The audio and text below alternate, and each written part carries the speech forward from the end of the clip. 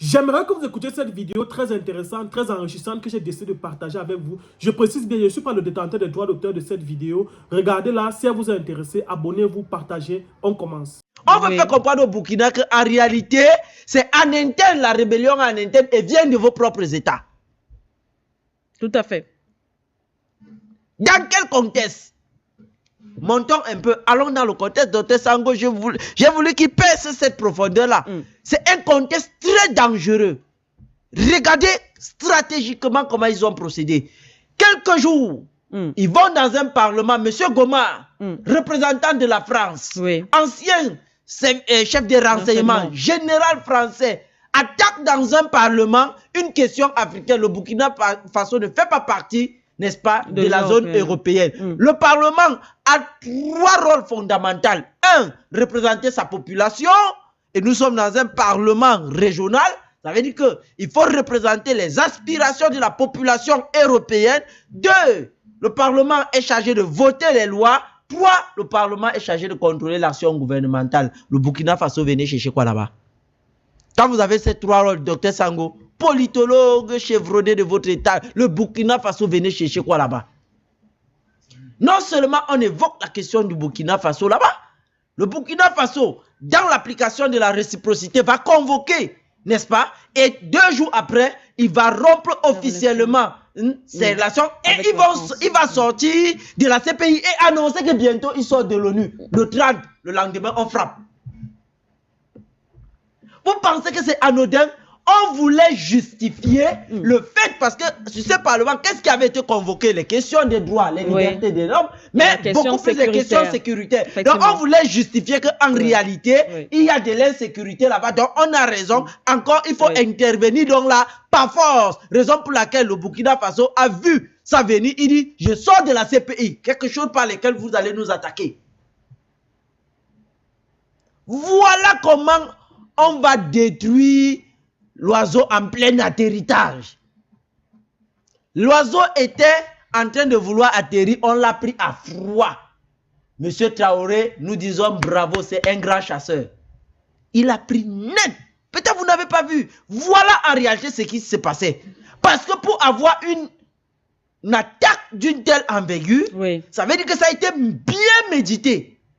Pour avoir les réponses chirurgicales à cette attaque, ça veut dire que désormais nos forces sont mieux loties et préparées.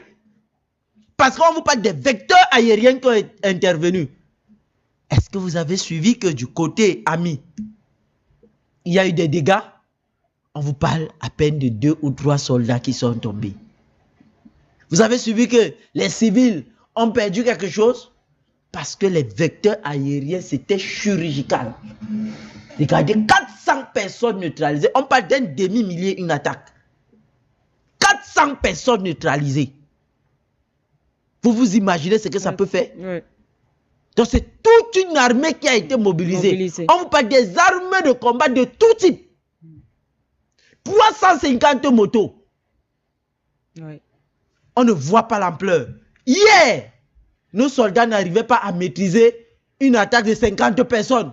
Mais aujourd'hui, on peut maîtriser, il y a dit 400 personnes, avec tout type d'armes. À quelle heure? Toujours les mêmes heures. 4 heures. Ça veut dire que on a du répondant. J'ai dit, il faut féliciter désormais nos soldats. On nous avait longtemps fait croire que nos soldats étaient des tirailleurs depuis les guerres mondiales. Mais on se rend compte qu'on a des hommes aguerris. Ça veut dire que si je mets sur une échelle de comparatif, l'armée française est derrière l'armée burkinabé parce que l'armée française a été au Burkina, n'a pas pu endiguer une seule attaque. Mais l'armée burkinabé peut. Derrière, on a les VDP. Les VDP, effectivement, les volontaires. Très important. Ça veut dire qu'ils ont joué un grand rôle dans le renseignement. Parce que pour que les vecteurs interviennent, il faudrait que tous les mécanismes de renseignement prévisionnels et opérationnels soient réunis. C'est où les vecteurs peuvent entrer. Mais regardez comment les vecteurs entrent et vont établir. Ça veut dire que le Burkina a vu la chose venir. Ils étaient au courant, mais ils attendaient, n'est-ce pas, le moment. Contrairement, par exemple, si nous voulons faire comparaison n'est pas toujours raison. Mais si vous voulez faire, par exemple, regardez au Mali dernièrement, vous comprenez que là, on a surpris. Oui, tout à fait. Parce que regardez les dégâts. Oui, Mais ici, vous comprenez que oui. M. Traoré était informé. Il a dit, laissez-les venir. Oui. Nous les voyons venir, ils vont essuyer la plus grosse défaite. Puisque dans la communication même, donc là, ils disent, ils font un rapport avec leur sortie, le départ de la France. Effectivement, ils font le lien avec cela, tout à fait. Ça veut dire que ce n'est pas faux. Oui. Les renseignements ont joué leur rôle. Oui. Je vous dis, on voulait justifier la prise en otage du Burkina Faso.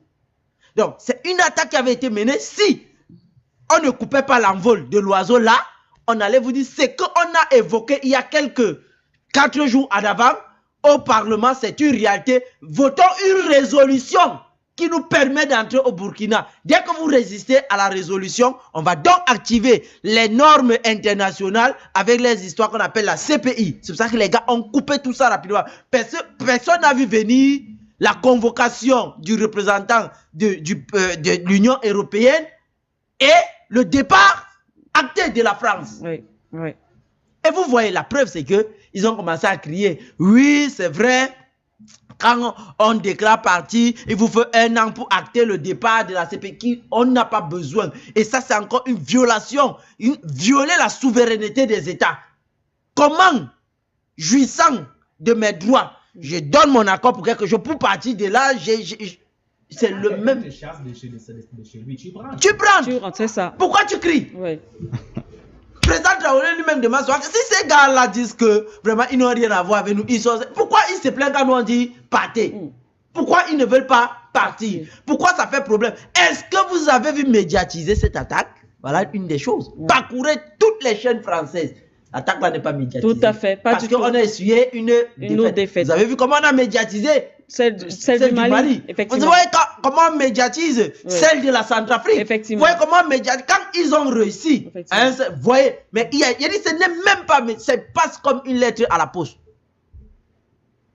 Ça veut dire, pour ma part, que désormais, nous maîtrisons les véritables enjeux et que nous-mêmes, nous pouvons former nos armées afin que celles-ci soient à la hauteur, n'est-ce pas, de tout ce qu'on nous présente comme